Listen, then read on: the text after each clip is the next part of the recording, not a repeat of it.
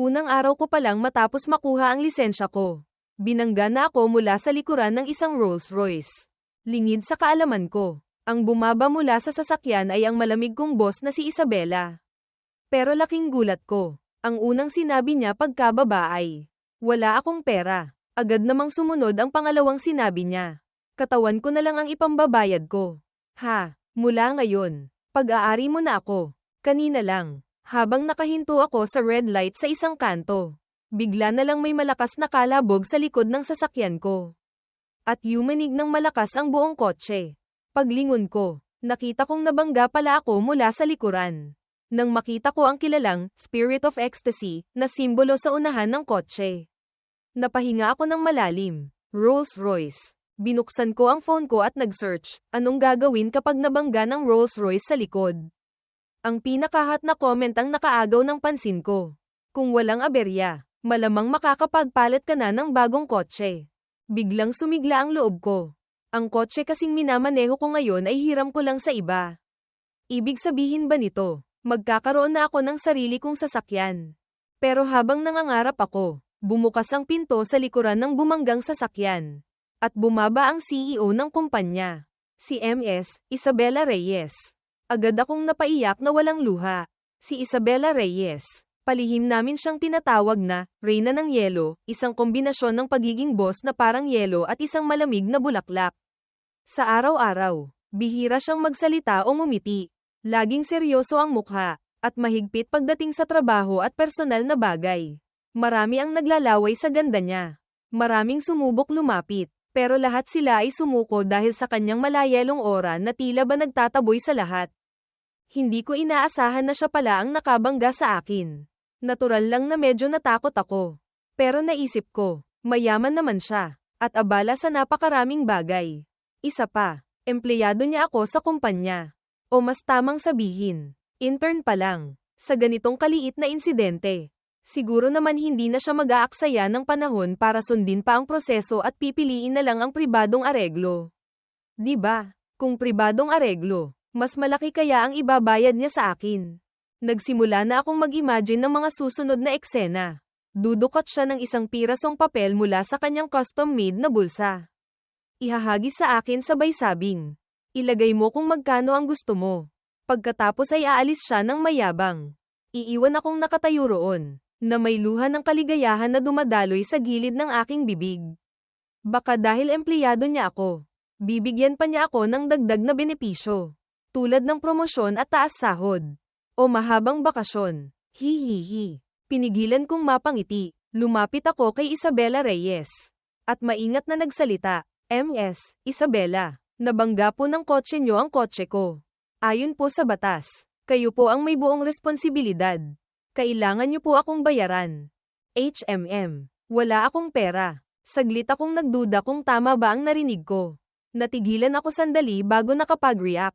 Gusto ko sanang ituro ang mukha niya at isumbat. Nagsisinungaling ka. CEO ka ng isang malaking kumpanya tapos sasabihin mong wala kang pera. Sino niloloko mo? Pero agad akong nakaramdam ng sama ng loob. Anong sinabi niya? Tatakasin niya ang utang. Dahil ba empleyado niya ako kaya madali akong apihin at hindi na niya ako babayaran? Lumingon ako sa kotse ko. UP ang bumper sa likod. Hindi naman malala. Lumingon ulit ako sa Rolls-Royce. Ilang gasgas lang. Mas lalong hindi malala. Pero kahit hindi malala, hindi naman pwedeng palampasin na lang. Diba? CEO siya. Paano niya nagagawang apihin ang isang hamak na empleyadong tulad ko? Galit ako pero hindi makapagsalita. Lumapit akong may sama ng loob. Pinipilit pumili ng tamang sasabihin. Hindi ko alam kung guni-guni ko lang. Pero parang nakita kong bahagyang ngumiti ang gilid ng labi niya. Agad namang umalingaw-ngaw sa tainga ko ang malamig niyang boses. Pera, wala ako. Pero pwede namang katawan ko na lang ang ipambayad sa'yo. Mula ngayon, pag-aari mo na ako. Hindi ako binigyan ni Isabela Reyes ng pagkakataong mag-react. Tumawag siya sa telepono. At maya-maya lang, hindi ko alam kung saan galing. May mga taong dumating. Inasikaso nila ang dalawang nasirang kotse. At nagdala pa ng isang Maybach para sa kanya. Ang lahat ng kilos ay napakabilis. Parang guni-guni ko lang. Naiwan kaming dalawa ni Isabela sa harap ng Maybach. Hindi rin siya nagsasalita. Tahimik lang siyang nakatingin sa akin. Kumusta na ako? Sa wakas ay nahimasmasan na. Nag-isip sandali, maingat akong pumili ng pinakamaliit na importanteng tanong mula sa sangkaterbang tanong na gumugulo sa isip ko. Ms. Isabela, saan po dadalhin itong kotse? Nakahalukip-kip siya. Pinapaayos ko na. Huwag kang mag-alala. Bumper lang naman sa likod ang sira. Sa loob ng 2 oras ipapahatid ko na sayo. Ah, ganun po ba? Nahihiya kong sagot. Tapos natahimik ulit. Sa totoo lang, puno na ng tanong ang utak ko na parang sisibog na, pero kaharap si Isabela Reyes. Medyo takot pa rin ako. Takot na baka masabi akong mali at magalit siya. Tapos tanggalin niya ako sa trabaho. Patay na. Tutal. Hindi pa naman ako regular na empleyado. Pero hindi rin naman pwedeng nakatayo lang kami rito. At mukhang wala siyang balak magsalita. Napilitan akong magsalita ulit. Ms. Isabela, ano pa po ang ginagawa natin dito? Ang mga mata niyang kulay abuhin ay nakatitig sa akin ng maigi. Wala. Ngayon, pag-aari mo na ako. Susundan kita. Kung anong sabihin mong gawin ko, gagawin ko. Muntik na akong matamba. Kanina sinabi niyang katawan niya ang ipambabayad. Akala ko nagkamali lang ako ng dinig. Hindi pala. Ms. Isabela, huwag na po kayong magbiro. Ha ha ha. Pilit akong tumawa. Pinapahira ng pawis. Iniisip kung ano ba talaga ang gusto nitong babaeng to. Ang resulta, seryoso siyang tumingin sa akin. Hindi ako nagbibiro. Seryoso ako. Wala akong perang pambayad sa'yo kaya sarili ko na lang ang ibabayad ko sa'yo. Ayaw mo ba sa akin dahil wala akong pera? Pilit kong pinigilan ang gustong sambat. Ngumiti ng pilit. Itong kotse. Mamaya ipapaayos nyo na lang po. Hindi na kailangan ng bayad pinsala. Ganoon na lang ba? Pero umiling siya. Hindi pwede. Ang kotse ay kotse. Bukod sa kotse, mayroon pang bayad pinsala dahil sa nawalang oras sa trabaho. Danyos perwisyo sa pag-iisip. Lahat yan kailangang bayaran. O baka naman ayaw mo sa akin kaya ayaw mo akong tanggapin. Bigla siyang nagmukhang kaawa-awa. Nakatitig ang mga mata sa akin. Nakakunot ang kanyang mga kilay. Tumango man ako o umiling. Parehong mali. Naintindihan ko na. Hindi niya gustong takasan ng utang. Gusto niya lang kumapit sa akin. Pero bakit? Mababaliw na ako. Huminga ako ng malalim. Kahit na may panganib na matanggal sa trabaho. Kailangan kong linawin. Ms. Isabela, kung ano man po yan. Diretsuhin niyo na po ako. Ano po ba ang layunin niyo sa ginagawa niyong ito? Hindi ko alam bakit parang medyo nagulat siya. Wala naman. Ganito kasi, may malubhang sakit ang nanay ko. At ang tanging hiling niya ay makita akong may boyfriend. Para mapanatag siya, napilitan akong magsinungaling na may boyfriend na ako. Huminto siya sandali, halatang pinipilit pumili ng salita. Dahil nalaman ko ang tungkol sa sakit niya kaya sobrang nalungkot ako. Kaya hindi ko sinasadyang mabangga ang kotse mo. Kung ganoon na rin lang. Hindi na ako maghahanap ng iba. Pwede ka bang maging boyfriend ko? Parang casual niyang sinabi. Pero kung titingnang maigi, may bahid ng kaba sa kanyang mga mata. Nanahimik ako. Sinasabi ng kutob ko na may kakaiba. Pero hindi ko masabi kung ano ang kakaiba. Kasi parang ang dating niya sa akin ay pilit siyang gumagawa ng kwentong hindi totoo. At parang masaya pa siya na nagtagumpay siyang gumawa ng kwento. Bahala na. Basta may hindi tama. Ms. Isabela, kahit nakikiramay po ako sa sakit ng inyong ina.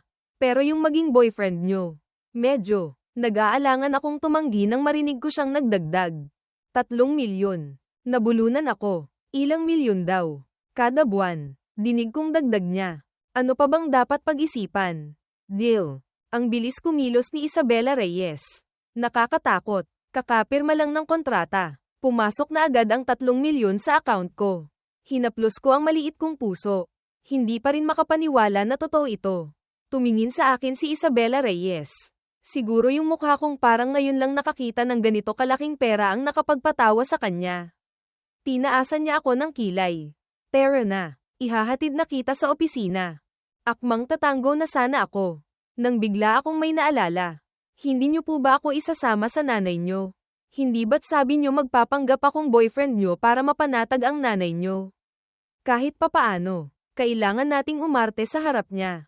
Di ba? Biglang natigilan si Isabela Reyes. Nasa ospital pa siya ngayon. Sa ibang araw na lang. Sa ibang araw, Formal kitang ipapakilala. Naghinala akong tumingin sa kanya. Iniwasan niya ang tingin ko. Kung ganoon po, ako na lang mag-isang pupunta sa opisina. Baka makita pa tayo ng ibang kasamahan. Hindi maganda. Ang ibig kong sabihin. Tutal peke lang naman to. Mas mabuti nang iwasan ang gulo. Wala siyang pakialam. Binuksan niya mismo ang pinto ng passenger seat ng Maybach. At sinenyasan akong sumakay. Oras ng trabaho ngayon. Walang makakakita. Sakay na. Boyfriend. Sa huli, sumakay pa rin ako. Hindi ako makapaniwala. Kahapon lang nagbibisikleta pa ako ng public bike. Ngayon, nakasakay na ako sa Maybach. Si Isabela Reyes. Itong malaking CEO, mukhang napakaabala. Kinuha niya ang telepono at nag-type ng ilang mensahe bago nagmaneho papunta sa kumpanya. Sa daan, huli ko nang napagtanto. Ayon sa office etiquette, hindi ba't medyo bastos na magpahatid sa boss? Dahil malapit lang sa kumpanya ang lugar ng banggaan. Mabilis kaming nakarating sa underground parking ng kumpanya. Bago bumaba, espesyal akong laming-galinga na parang may tinataguan. Siguradong walang tao. Mabuti. Walang nakakita. Akmang bababa na ako nang biglang hinawakan ni Isabela Reyes ang kamay ko. Sandali, may kung ano sa ulo mo. Ano? Habang nagsasalita ako, itinaas ni Isabela Reyes ang kamay niya. Yumuko ang katawan niya papunta sa akin. Palapit ng palapit, lalo pang lumapit. Kaharap ang mukhang ito. Hindi ko alam bakit medyo bumilis ang tibok ng puso ko. Nasa loob kami ng masikip na kotse. At napakalapit niya sa akin. Hindi ba't medyo alanganin ang eksenang ito? Hanggang sa may isang sigaw ng gulat ang bumasag sa katahimikan. MS, Isabela, Marco, anong ginagawa niyo? May nakakita. Nang marinig ko ang boses. Agad akong lumingon, at nakita ko ang kasamahan kong si Paulo Cruz na gulat na nakatingin sa amin. Si Paulo Cruz ay intern din tulad ko. Magkaklase kami, noong 4th year. Naghahanap kami ng internship, at nagkataong pareho kaming natanggap sa iisang kumpanya. Kaya medyo malapit kami sa isa't isa. Pero kahit na, ang tungkol sa amin ni Isabela Reyes ay peke lang naman. Mas kaunti ang nakakaalam. Mas mabuti. Wala. Kanina, nagkaroon kami ni MS, Isabela ng maliit na aksidente sa sasakyan. Pinaayos na yung kotse ko. Kaya hinatid na lang ako ni MS, Isabela sa kumpanya. Sabi ko habang bumababa ng kotse. Sige po MS, Isabela. Mauuna na po ako. Salamat po. Pagkasabi ko noon, hindi ko na pinansin ang reaksyon ni Isabela Reyes. Nakita kong may pagdududa pa rin sa mata ni Paulo. Kaya walang sabi-sabing hinayla ko siya at tumalikod kami para umalis. Hanggang sa nakalayo na kami sa paningin ni Isabela Reyes. Saka lang kami huminto. Ano ba talaga yon? Binangga mo kotse ni MS, Isabela. Paghinto namin, agad akong tinanong ni Paulo. Alam niyang unang araw kong magmaneho papasok sa trabaho. Hindi ako ang bumangga sa kotse ni MS, Isabela. Si MS, Isabela ang bumangga sa kotse ko. Ni-rear end niya ako. Ikinwento ko sa kanya ang detalye ng banggaan. Tinanggal ko yung parte na naging mag-boyfriend kami ni Isabela Reyes dahil sa kontrata. Ayos lang ba yung kotse? Hindi ba yan yung kotse na pinahiram sa'yo ni Ate Sofia Alonzo sa gathering kahapon? Nang banggitin niya si Ate Sofia Alonzo, medyo kakaiba ang ekspresyon niya. Pero hindi ko pinansin. Ang Sofia Alonzo na tinutukoy niya ay kababata ko. Mas matanda sa akin ng 1 taon. Dati, magkapit-bahay kami. At mula pagkabata, lagi niya akong isinasama kung saan-saan. Kalaunan, umasenso ang negosyo ng pamilya nila kaya lumipat sila sa ibang lugar. Mula noon, nawalan kami ng komunikasyon. Hindi ko inaasahan na magkikita kami ulit sa unibersidad. At naging ate-atehan ko pa siya. Kaya, dahil sa samahan namin mula pagkabata, espesyal siyang nag-aalaga sa akin. Kahapon, unang araw kong nakuha ang lisensya ko kaya hindi ko napigil ang ipagyabang sa gathering. At sa huli, napabuntong hininga pa ako na kotse na lang ang kulang. Narinig ito ni Sofia Alonzo. Sabi niya basta na lang daw at pinahiram niya sa akin ang kotse niya. Ang resulta, ngayon naman ay naaksidente ko pa ang kotse niya. Pero pinapaayos na ni MS, Isabela. Mabilis lang daw maayos. Nag-iisip ako kung paano hihingi ng tawad kay Sofia Alonzo nang hindi ko napansin ang mapag-isip na ekspresyon ni Paulo. Sa huli, Nagpasya akong ilibre muna si Sofia Alonzo ng hapunan bago ko sabihin. Nag-message ako sa WeChat para ipaliwanag ang sitwasyon ng banggaan. At inaya siyang magkita kami mamayang gabi. Mabilis na pumayag si Sofia Alonzo. Nakahinga ako ng maluwag. Akmang mag-o-offline na ako nang biglang may isa pang chatbox na lumitaw. Si Isabela Reyes. Mamayang gabi. Sabay tayong maghapunan. Ha, sa likod ay may kasamang litrato. Sa litrato, isang napakagandang asul na sapphire na relo. Sa itsura pa lang, alam ng hindi mura. Regalo ko sa'yo para sa araw ng kalayaan bukas. Ang hiningang kalalabas ko lang ay tila bamara sa lalamunan ko. Una, bakit kailangang magregalo sa araw ng kalayaan? Pangalawa, kaka-add lang namin sa WeChat pagkatapos ng aksidente. Pero bakit parang totoong boyfriend niya na ako kung umasta siya? Hindi ba't peke lang kami? Tatanggi. Kailangang tumanggi. Nag-isip ako ng husto. Maingat na ipinahayag na may lakad ako mamayang gabi kaya hindi ko siya masasamahan. Bukod pa roon, masyadong mahal ang regalo kaya hindi ko matatanggap. Chinek ko ulit. Walang problema sa salita at tono. Wala ring typo. Nagngalit ako ng ngipin at pinindot ang send. Sa taas ay nakalagay na, nagtatype. Medyo kinabahan akong nakatitig sa chat interface. Gustong malaman kung ano ang isasagot niya. Lumipas ang 3 minuto. Nagtatype pa rin siya. Sige na nga, bahala na. Ibinalik ko ang atensyon ko sa computer screen. Pinapagawa ako ng department head ng isang PPT. Pagkalipas ng 5 minuto, tiningnan ko ulit, nagtatype pa rin siya.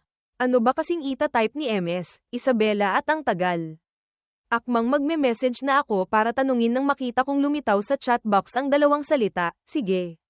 May kasama pang emoji ng malungkot na tuta. Nang maalala ko ang mga chismis tungkol sa pagiging malamig ni Isabela Reyes sa kumpanya.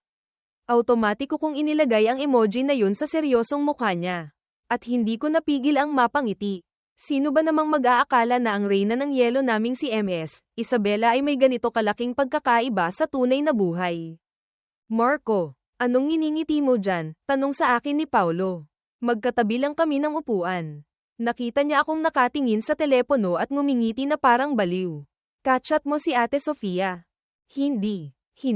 Agad akong tumanggi. Kaibigan ko lang. Nang marinig niya ang sagot ko, napabuntong hininga siya at tumalikod. Hindi na siya nagtanong pa. Nakahinga rin ako ng maluwag. Maya-maya, huli ko nang napagtanto kung bakit niya naisip na kachat ko si Sofia Alonzo. Bahala na. Muli akong nag-focus sa PPT at sumakit ang ulo ko. Ang department head namin ay laging mainit ang ulo sa akin. Mas tamang sabihin. Pagkatapos ng isang gabing inayahan niya akong lumabas at tumanggi ako. Nagsimula na siyang maghanap ng butas sa akin. Sa trabaho, hindi lang siya nambabatikos at naninisi. Binibigyan pa niya ako ng mga trabahong sobrang bigat. Halimbawa, itong PPT na ito. 4 na beses nang nire-revise pero hindi pa rin naaprobahan. Para ma-regular, tiniis ko na lang. Akala ko tapos na ang isyong ito. Lingid sa kaalaman ko, malapit na ang oras ng uwian. Biglang pumasok ang manager ng aming departamento.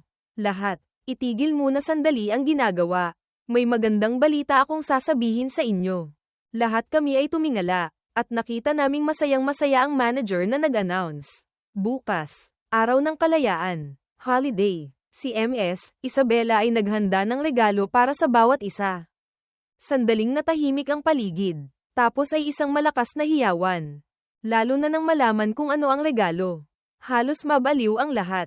Ang mga babae, tig-isang kwintas, ang mga lalaki, tig-isang relong kristal. Lahat ay mamahalin. Talaga namang napakagandang regalo. Sa gitna ng ingay, may nagtanong sa manager. Pero bakit naman nagbigay ng regalo si MS, Isabela ngayong araw ng kalayaan?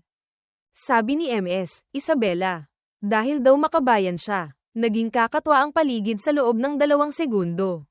Ang department head pa rin namin ang pinakamabilis mag-react. Maluwag na ang daan niya. Ang galing ng pagiging makabayan. Ako rin, makabayan. Mahal ko si MS, Isabela. Sumunod naman ang iba. Haha, oo nga. Salamat kay MS, Isabela. Salamat sa bansa. Ang regalo ng bawat isa ay nakabalot sa magandang kahon. At mas maalalahanin pa, nakasulat sa kahon ang pangalan ng bawat empleyado. Isa-isang tumanggap ng regalo ang mga empleyado. Bigla akong nakaramdam ng kung ano. Palihim kong sinilip ang regalo ko at mabilis na isinara. Tama nga ang hinala ko. Iba ang regalo ko sa kanila. Iyon mismo ang asul na sapphire na relong ipinadala sa akin ni Isabela sa WeChat. Nang maintindihan ko ang punto, hindi ko alam kung matatawa ba ako o maiiyak.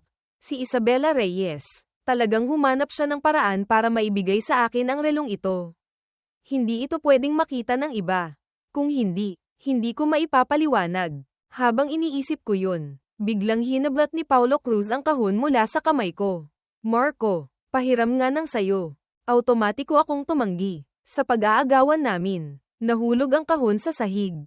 At, klang, lumabas ang asul na sapphire na relo. Sumigaw si Paulo. Oy Marco, bakit iba ang sa iyo sa amin? Sa isang iglap, lahat ng mata ay napunta sa akin. Napakatahimik ng paligid na maririnig mo ang pagbagsak ng aspili. Sira na, pagdududa, pagkamausisa, inggit iba-iba ang ekspresyon ng bawat isa. Ang unang tingin ko ay napunta kay Paulo. Gusto kong malaman kung sinadya niya ba o hindi. Nag-peace sign si Paulo. Sorry Marco, nagulat lang talaga ako. Alam mo naman ako. Oo perpektong pag-arte. Mabilis din ang naging reaksyon ko. Sa harap ng mapanuring tingin ng lahat, kalmado kong dinampot ang relo. Haha, huwag kayong mag-isip ng iba. Paulo, di ba nasabi ko na sayo? Nagkabanggaan ang sasakyan namin ni MS, Isabela. Nagkataon lang na araw ng kalayaan kaya namigay siya ng regalo sa lahat. Itong sa akin ay paumanhin niya. Oo, ganoon nga, sumingit ang department manager. Kaninang umaga nga, nagpaalam pa sa akin si Marco dahil dito. Dahil sa sinabi ng manager. Ang mga mapaghinalang tingin ay naging paghanga. Swerte mo pa rin sa kamalasan mo. May nang-asar pa. Siguradong malaki ang binayad sa'yo ni MS, Isabela. No. Sa mga salitang ito, napipilitan lang akong ngumiti. Si Paulo lang yata ang hindi inaasahang tutulungan ako ng manager. Kaya medyo hindi natural ang itsura niya. Natapos na ang eksenang iyon. Bumalik ako sa upuan ko. Kinuha ang telepono. At laking gulat ko. Binomba ako ng mensahe. Natanggap mo na ba? Nagustuhan mo? Bakit hindi ka sumasagot? Emoji ng malungkot na tuta, hindi mo ba nagustuhan? Okay lang kung hindi mo gusto. Sa susunod iba na lang ireregalo ko sa'yo. Pwede. Sorry. Ako na ang nagdesisyon. Pinapangako ko. Hindi na mauulit. Huwag mo naman akong isnabin. Sumagot ako, nagustuhan ko. Agad sumagot si Isabela Reyes, emoji ng masayang tuta. Nang makita ko ang emoji na yun, nawala lahat ng inis ko. Nahawa na rin ako sa saya. Pag-uwi galing trabaho, hindi sumuko si Isabela Reyes. Kinumpirma niya ulit sa akin kung pwede kaming maghapunan. Nang matanggap ang negatibong sagot ko, nag-iwan siya ng malungkot na emoji bago umalis. Paglabas ko ng kumpanya, may nakita akong Lamborghini na nakaparada sa tapat. At may isang tao sa tabi nito. Ang taong iyon ay parang modelo. Ang gandang mukha ay talaga namang agaw pansin. Pwedeng itapat kay Isabela Reyes. Lumapit ako. Bakit ka nandito? Siya ang kababata kong si Sofia Alonzo. Sabi ko na ngang ako na ang susando sa kanya. Hindi ko inaasahang siya pa mismo ang pumunta. Siyempre, hindi ako kampante sa driving skills mo. Mahal ko ang buhay ko. No, sa harap ng masama kong tingin. Ngumiti siya at nagbago ng ekspresyon. Haha, biro lang. Siyempre, atet na akong kumain kasama ka. Pagkasabi noon, mabilis niyang binuksan ang pinto ng passenger seat at sinenyasan akong sumakay. Kung kay Isabela ako uupo sa tabi niya. Pwede pa. Total. Contractual, boyfriend niya ako. Pero kami ni Sofia, purong magkaibigan lang naman. At saka, alam kong si Sofia, kahit mukhang ate na malumanay, ay isa talagang babaeng maraming manliligaw. Sa likod na lang ako. Akmang bubuksan ko ang pinto sa likod. Ayaw ni Sofia. Gusto mo akong maging driver. Parang nasaktan pa siya. Natatakot lang akong magselos ang boyfriend mo. Biglang seryosong tumingin sa akin si Sofia. Wala akong boyfriend. Nag-break na naman kayo. Nadulas kong nasabi. Nabuksan ko na ang pinto sa likod. Lingid sa kaalaman ko. Isang kamay niya ang hamampes dito. Klang. Sumara ang pinto. Hindi ko sila boyfriend. Tumingin siya sa mga mata ko. May kung anong emosyon sa kanyang tingin. Sa wakas, isang masayang tawag ang bumasag sa katahimikan. Ate Sofia, bakit ka nandito? Dumating si Paulo Cruz. Nang makita kami ni Paulo, nag-alok siyang sumabay sa amin kumain. Nagtataka akong tumingin sa kanya. Alam naman niyang may lakad kami ni Sofia dahil sa isang bagay. Tapos ngayon parang wala siyang alam. Mukhang ayaw ni Sofia. Pero bago pa siya makatanggi, binuksan na ni Paulo ang pinto ng passenger seat at sumakay. Nasa likod ako ni Sofia. Si Paulo naman sa harap ay daldal ng daldal sa kanya. Sumandal ako at tumingin sa labas ng bintana. Iniisip ang tingin ni Sofia kanina. At napabuntong hininga. Huminto ang kotse sa harap ng isang mamahaling restaurant. Nabalik na ang pagiging sosyal at kalmado ni Sofia. Nakangiting nagsalita, "I recommend mo sa amin ang specialty ng restaurant na to." Tumango ako, "Sige, treat ko na to, bilang bayad sa pagkasira ng kotse mo." Agad namang sumabat si Paulo na parang nagbibiro. "Kung ganoon, kailangan naming umorder ng pinakamahal para sulit ang panlilibre mo." Ngumiti lang ako at hindi nagsalita. Ang pamilya ko, kahit hindi kasing yaman ng pamilya ni Sofia, ay hindi naman mahirap. Kayang-kaya ko ang isang hapunan. Pagkatapos umorder at akmang magbabayad, nagpaalam si Paulo na mag-car muna. Tinawag ni Sofia ang waiter. "Hindi na kailangan. Sabi ko ako na ang magbabayad." Pinigilan ko siya at inabot ang card ko. Natigilan ang kamay ni Sofia sa ere. Maya-maya, muli siyang nagtanong na may kakaibang emosyon sa mukha. "Marco, bakit parang pakiramdam ko iniiwasan mo ako?" Natigilan ako. "Hindi naman. Kung iniiwasan kita, bakit ko hihiramin ang kotse mo?" Pagkatapos ng sandaling pagkatulala, bumalik ako sa normal. Pero hindi pa rin sumuko si Sofia. "Pumayag kang gamitin ang kotse ko dahil sa gathering. Sa harap ng maraming tao. Pinagbigyan mo lang ako, pero sa pagitan nating dalawa, nararamdaman kong pinipilit mo ako." Lumapit pa siya ng kaunti. Parang hindi titigil hanggat hindi niya nalalaman ang totoo. Sa wakas, lumapit din ako. Tiningnan siya. May ngiti sa labi, pero hindi abot sa mata ang ngiti. "Sofia Alonzo, bakit ako ganito? Talaga bang hindi mo alam?" Natigilan si Sofia, tapos ay ngumiti ng mapait. "Sabi ko na nga ba? Nakita mo noong araw na yun." Ang araw na yun na tinutukoy ni Sofia ay ang birthday niya. Sa totoo lang, hindi ko may kakaila na nagustuhan ko siya noon. Kababata, muling nagkita pagkatapos ng maraming taon. Akala ko iyon na ang tadhana namin.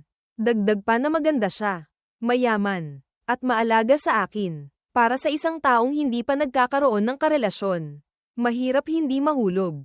Pangalawa, may isa pang dahilan kung bakit ako nahulog. Matagal ko nang alam na marami siyang manliligaw. Halos hindi nauubusan ng lalaki sa paligid niya. Pero may isang panahon na sa akin lang siya nakatuon. Nagparamdam siyang gusto niya ako. Kaya unti-unti rin akong lumapit sa kanya.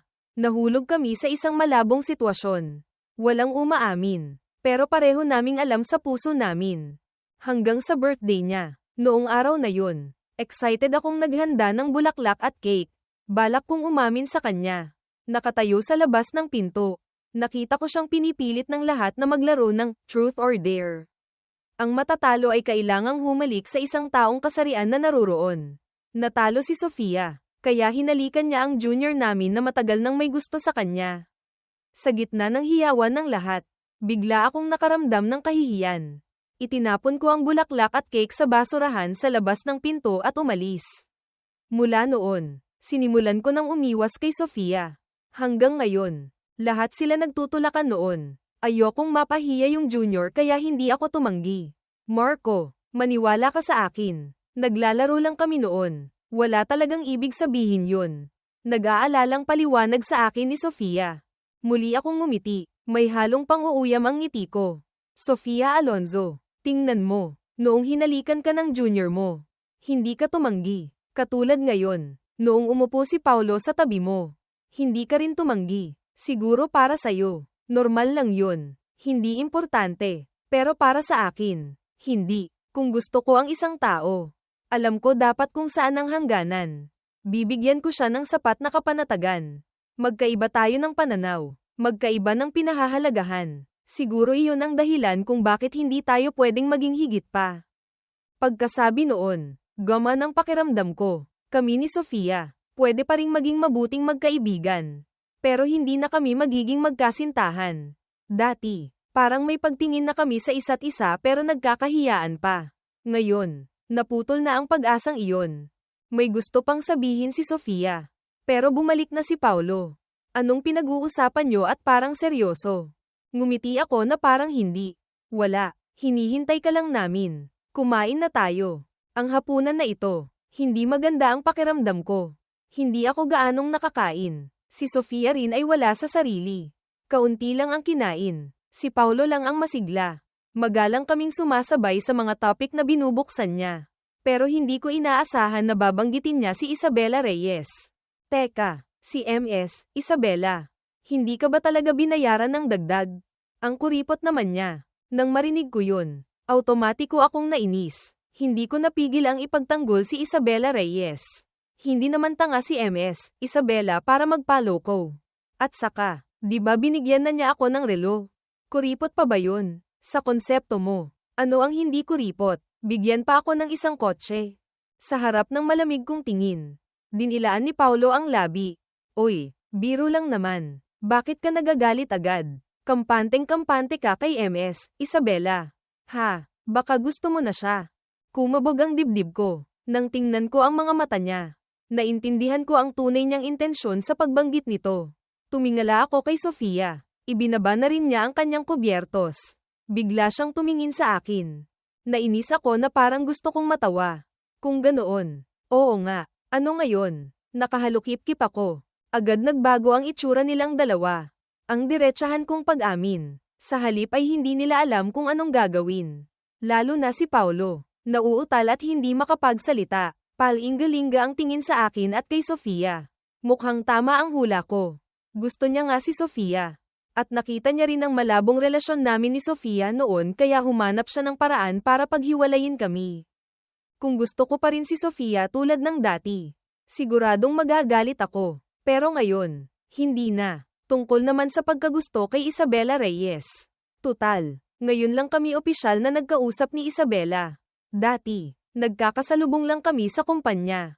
Sabihing gusto, hindi naman talaga. Pero pagkatapos ng pag-uusap namin ngayon, maganda ang impresyon ko sa kanya.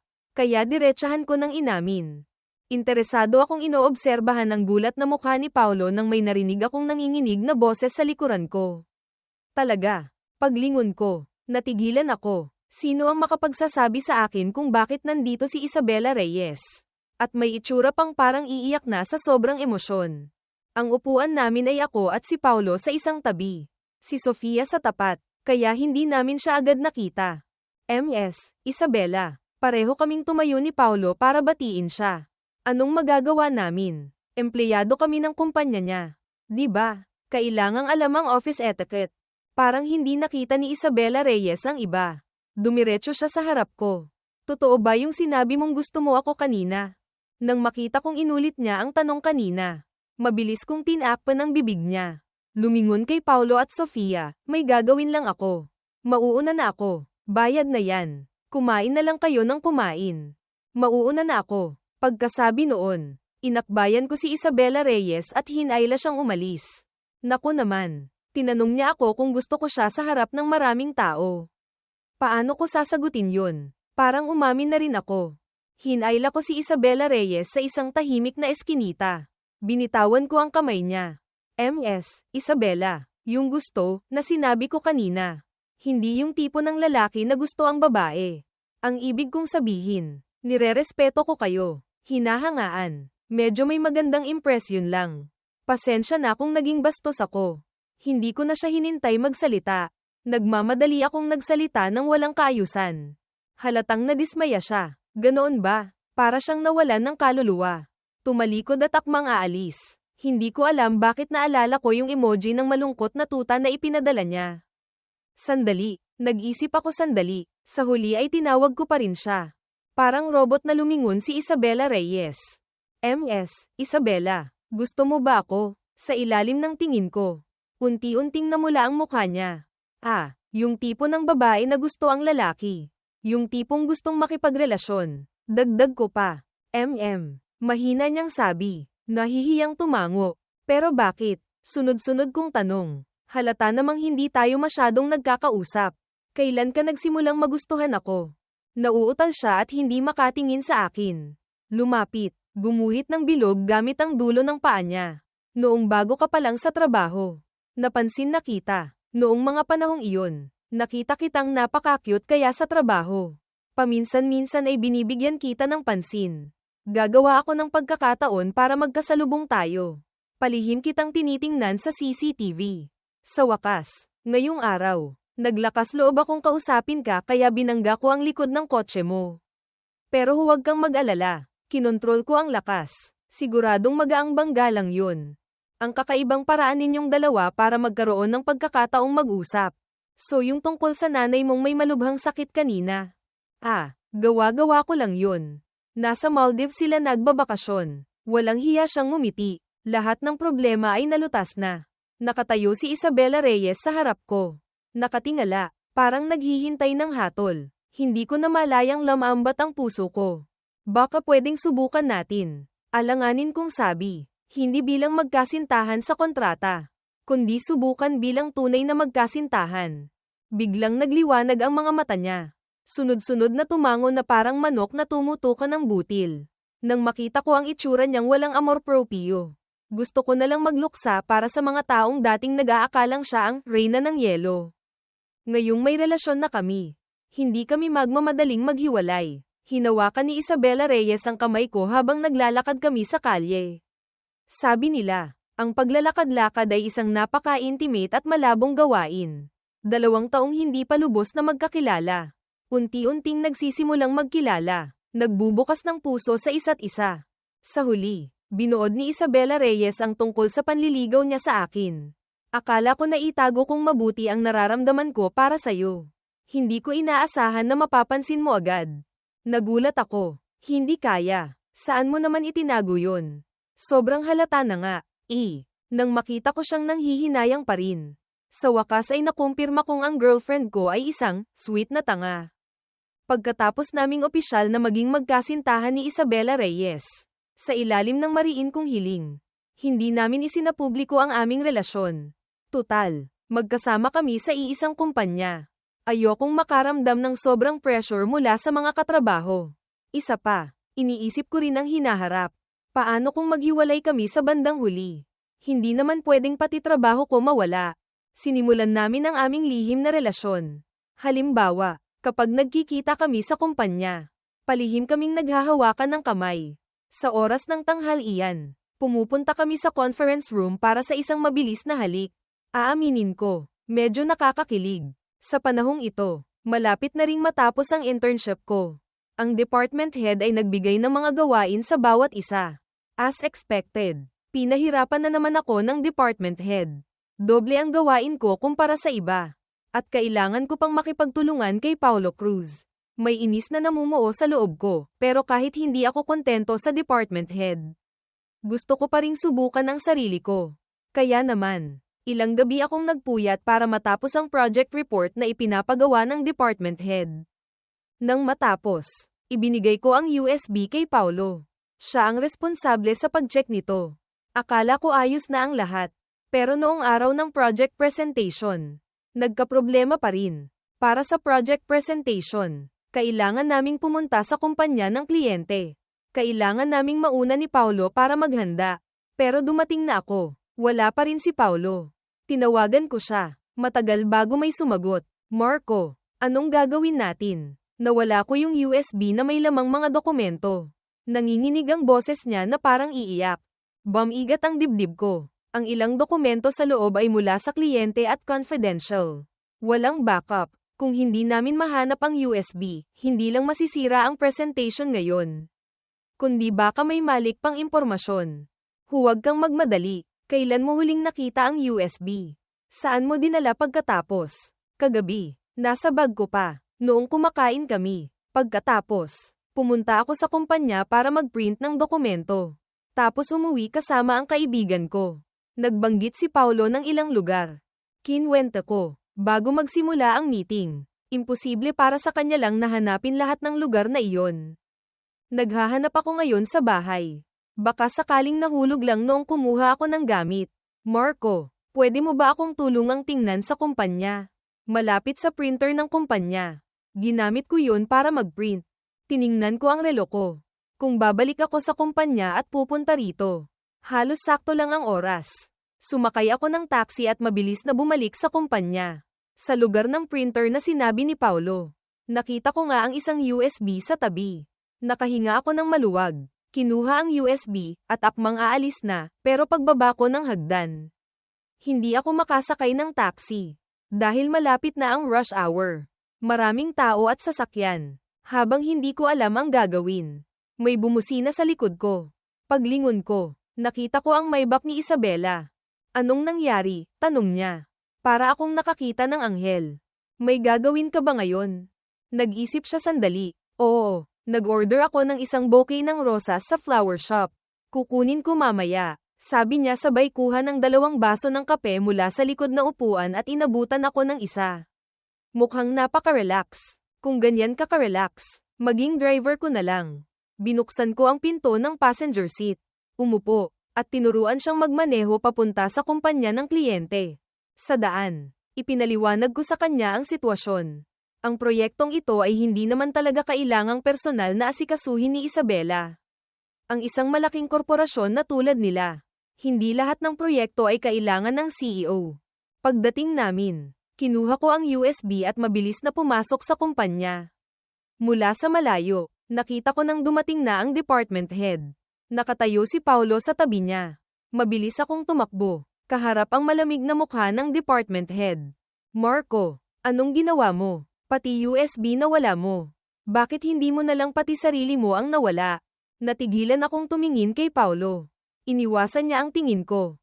Naintindihan ko na. Department head. Hindi ako ang nawalan. Si Paulo ang nawalan. Tinulungan ko lang siyang hanapin. Marco, bakit ka ganyan? Hindi mo naman talaga ibinigay sa akin ang USB, bakit mo ako sinisiraan? Alam kong ayaw mong managot. Malapit nang magsimula ang presentation. Pumasok na tayo. Nang iinsultong sabi ng department head. Narinig ko magkaklase pa kayo. Tingnan mo si Paulo. Napaka-responsable. Ayaw mong managot. Naninisi ka pa ng iba. Sapat na si Paulo rito para sa presentation. Umalis ka na. Pagkasabi noon, hindi na niya pinansin ang paliwanag ko at tumalikod. Lumingon si Paulo at nginitian ako. Putrages. Sisubog na ako sa galit. Galit na bumalik ako sa parking lot. Hindi ko inaasahang nandoon pa rin si Isabela. Nagtataka rin siya. Marco, hindi ba't may presentation ka? Nagngingit-ngit ako. Isabela, tulungan mo akong imbestigahan ang isang bagay. Napakabilis kumilos ni Isabela. Ang mga kailangan ko ay mabilis niyang naipon bilang isang dokumento at ipinadala sa akin. Pero bago ko pa matingnan, bumalik na sina Paulo. Lumapit si Paulo sa akin. Nagkukunwaring nag-aalala. Marco, okay ka lang ba? Sa harap ng maraming tao. Walang sabi-sabi. Hinablot ko ang buhok niya. Pak, 2 sampal. Nagulat ang lahat. Nanginginig na itinuro ako ng department head. Marco, anong gusto mong gawin? Tumayo ako ng tuwid. Siya ang nawala ng USB tapos sinisi pa ako. Tinuturuan ko lang ng leksyon ang walang hiyang to. Marco, kahit naiinggit ka sa akin, hindi mo naman ako pwedeng siran ng ganyan. Alam kong hindi ka sang-ayon. Pero yung pananakit mo sa akin, hindi kita sisisihin. Niyakap ni Paulo ang mukha niya at umiiyak na tumakbo palayo. Hayop, bakit hindi ko napansin noon na ang kapal pala ng mukha niya? Ang department head sa tabi ay sigaw ng sigaw. Gustong bigyan ako ng leksyon. Gustong parusahan ako. Parang wala akong naririnig. Kinuha ko ang dokumentong ibinigay ni Isabela at pumunta sa opisina ng manager. Natapos na ang internship evaluation. Matagumpay akong na-hire. Si Paulo ay tinanggal sa trabaho. Nang malaman ng resulta, gumuho ang mundo ni Paulo. Ikaw ang gumawa nito, di ba? Malamig niya akong tiningnan. Sinabi ko lang sa manager ang paninira mo sa akin. Dagdag ko pa ng may pang-iinis. Ganoong kalaking opisina. Nakalimutan mo bang may CCTV?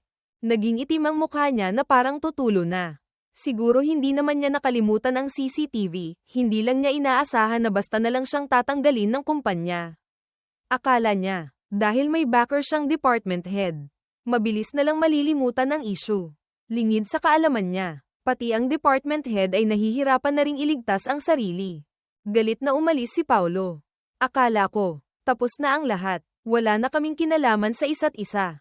Hindi ko inaasahan na ganoon pala kalaki ang galit niya sa akin. Ilang araw pagkatapos, oras ng uwian, may nagkalat ng mga flyer sa tapat ng kumpanya namin. Sa flyer, puro litrato ko. Litrato namin ni Isabela na nasa loob ng kotse. Nakapatong ang kamay niya sa ulo ko. Litrato namin ni Sofia na magkasama sa restaurant. At ilang litrato ko nakuha sa mga tagong anggulo kasama ang mga babaeng leader o katrabaho. Ang pinakamapangahas na litrato ay yung idinidiin ako ni Isabela sa pinto ng conference room at hinahalikan. Sino mang makakita sa litratong ito ay magugulat. Magdududa kung edited ba ito. Sa ilalim ng flyer, may nakasulat na ang ibig sabihin ay hindi ako disenteng tao. Ginagamit ko ang katawan ko para makakuha ng benepisyo mula sa mga mayayamang babae. May malabong relasyon sa maraming katrabaho. At pati na ang pagiging regular ko pagkatapos ng internship ay dahil sa pakikipagtalik. Sa madaling salita, hindi sa tamang paraan. Naging malaking eskandalo ito. Walang sabi-sabi. Nag-report ako sa pulis. Nang dalhin ng mga pulis si Paulo. Maraming katrabaho ang lumapit para makiusyoso. Sumisigaw siya. Bakit niyo ako hinuhuli? Totoo lahat ng sinasabi ko. Ngumisi ako ng malamig. Totoo man o hindi, alam mo sa sarili mo. Saan galing ang mga litratong yan? Hindi mo ba alam? May bahid ng pagkataranta sa mga mata niya. Tutal, ang ilang litrato ay talagang kuha sa mga anggulong sadyang ginawa para magmukhang may mali siya. Pati ang mga babaeng katrabaho sa litrato ay nadamay. Nakipag-usap lang sa akin ng ilang salita. Normal na usapan tungkol sa trabaho. Pero ginawan na ng kwento. Biglang may naisip si Paulo. At agad siyang tumapang. Sige, kahit walang relasyon sa'yo yung iba. Si MS, Isabela. Normal na usapan lang sa trabaho tapos naghahalikan. At palihim pang naghahalikan sa conference room. Leche. Nang banggitin niya si Isabela Reyes. Ako naman ang nataranta. Tutal, hindi ko talaga maitatanggi yun. Hindi ko lang alam kung paano sasabihin. Mula sa likod ng mga tao. Biglang may nagsalita. Totoo yan. Lumingon ang lahat at nakita si Isabela Reyes na may malamig na ekspresyon na pumasok. Kapag nasa maraming tao, bihira siyang magsalita o ngumiti. Pero ngayon, lumusat siya sa gitna ng mga tao. Lumapit sa akin, hinawakan ang kamay ko, at humarap sa lahat. Pero boyfriend ko naman talaga siya. Anong masama kung maghalikan kami? Masyadong nakakagulat ang balitang ito. Hindi agad nakapag-react ang lahat. Sa totoo lang, madali namang intindihin. Tutal, sa pagkakaalam ng lahat, si MS, Isabela na parang yelo at ayaw malapitan ng iba, ay dapat na manatiling mag-isa habang buhay o kaya ay magkaroon ng isang kasal na walang pag-ibig sa pagitan ng mga mayayamang pamilya. Paanong magkakaroon siya ng isang ordinaryong boyfriend? Si Paulo ay labis ding nagulat, kahit siya ang nagpakalat ng litrato. Siguro akala niya talaga ay kabit lang ako ni Isabela Reyes. Purong pisikal na relasyon lang. Hindi niya inaasahan na totoong karelasyon pala ako nito. Pero mabilis siyang naka-recover, na para bang may nalamang katotohanan. Baliw na sumigaw. Sabi mo wala kang ginagawang masama. Hindi ako mas mababa sa'yo. Kaya pala natanggap ka. May ganyan kang background. May ganyan kang backer. Inagaw mo ang oportunidad ng mga ordinaryong taong tulad namin. Hindi ka naman talaga umasa sa sarili mo. Nang marinig ko ang mga sigaw niyang matitigas pero walang basehan. Napabuntong hininga ako. Ito rin ang dahilan kung bakit ayokong isapubliko ang relasyon namin ni Isabela Reyes. Para bang lahat ng nagagawa ko ay dahil sa tulong ni Isabela Reyes. Halatang ako ang nagsikap, pero dahil lang sa ganitong relasyon, lahat ng ginagawa ko ay mababahiran ng duda. Lahat ng nakakamit ko ay may halong pag-aalinlangan. Pero kahit na, hindi ko pwedeng hayaan siyang suruan ako. Pumunta ako sa pwesto ko. Kinuha ang work log ko at isang makapal na folder ng mga dokumento. Yun mismo ang folder na ibinigay ko dati sa department manager. Mga kasama, ito ang lahat ng trabahong ginawa ko simula nang pumasok ako. Mas marami kaysa sino man sa inyo na kasabay kong pumasok. Lahat ng ito ay pwedeng i-check sa records. Kasama na ang project report na ipinresenta mo noong araw na yun. Ako ang sumulat niyan. Sinasabi mong umasa ako sa koneksyon. Oo. Umasa nga ako sa koneksyon. Hindi mo ba nakita ang perpektong report na pinagpuyatan kong isulat? Kaya kung isumpa, Pagkatapos naming maging kami ni Isabela Reyes. Bukod sa trabaho, humingi lang ako ng tulong sa kanya para imbestigahan ang ilang video recordings. Lahat ng trabaho ko ay ako mismo ang gumawa. Pero Paulo, tanungin kita, kaya mo bang isumpa na wala kang hininging tulong sa iba sa mga trabaho mo? Diretsahan ko siyang tiningnan. Hindi makapagsalita si Paulo. Napangangalang. Ngumiti ako. Syempre hindi mo kaya. Binuksan ko ang folder na iyon. Nasa loob ang mga malalaswang litrato niya at ng department head magkayakap. Naghahalikan. Pati litrato na pumapasok sa hotel ay nandoon. Ikaw ang magnanakaw na sumisigaw ng magnanakaw. Nang makita ang mga litratong ito, kasabay ng mga bulungan ng mga katrabaho sa paligid, sa wakas ay bumagsak si Paulo. Ayoko lang tratuhin tulad mo. Kasalanan mo lahat, kasalanan mo. Bakit lahat sila gusto ka? Gusto ka ni Ate Sofia Alonzo. Pati si MS, Isabela gusto ka. Ano bang mali kung gusto kong higaitan ka? Sa huli, si Paulo na gumuho na ay dinala ng mga pulis. Tapos na ang lahat. Ay, hindi pa pala tapos. Hindi nagtagal. Pati ang department head ay dinala rin. Sa wakas, hindi na ako inaapi ng gagawng yun. Ang bagong department head na pumalit ay napakagalang sa akin. Pinapaboran ako sa lahat ng bagay. Hindi lang siya, pati ang ibang katrabaho ay napakarespeto sa akin. Kaya medyo naiilang ako. Pinag-iisipan ko kung dapat na ba akong mag-resign. Ilang buwan pagkatapos, nakahiga ako sa kama kasama si Isabela Reyes. Hinalikan niya ako sa noo. Huwag, pwede naman kitang ilipat sa ibang posisyon. Gawin kitang assistant ko, para pwede tayong mag-opisina. Hindi ko na siya pinatapos. Binatukan ko siya. Labis akong nagtataka. Sino ba talaga ang nagsabing malamig siya na parang yelo? Mabilis siyang humingi ng tawad. Hindi na. Pagkatapos ay niyakap niya ako mula sa likod. Boyfriend, kung anong gusto mong gawin. Susuportahan kita palagi. Medyo na-touch ako. Salamat, girlfriend. Lingid sa kaalaman ko. Sinamantala niya ang pagkakataon. Kung ganoon, pwede na ba tayong magkita ng mga magulang bukas? Pag-usapan kung kailan tayo magpapakasal. Ayoko nang mabuhay ng ganito na walang kasiguraduhan. Hindi ko natiis ang pangungulit niya. Kaya mabilis kaming nagpakasal. Sa kasal namin, itinaas ni Sofia Alonzo ang baso ng alak at tumingin sa akin. Congratulations. Sana maging masaya ka. Bago pa ako makapagsalita, mahigpit na hinawakan ni Isabela Reyes ang kamay ko.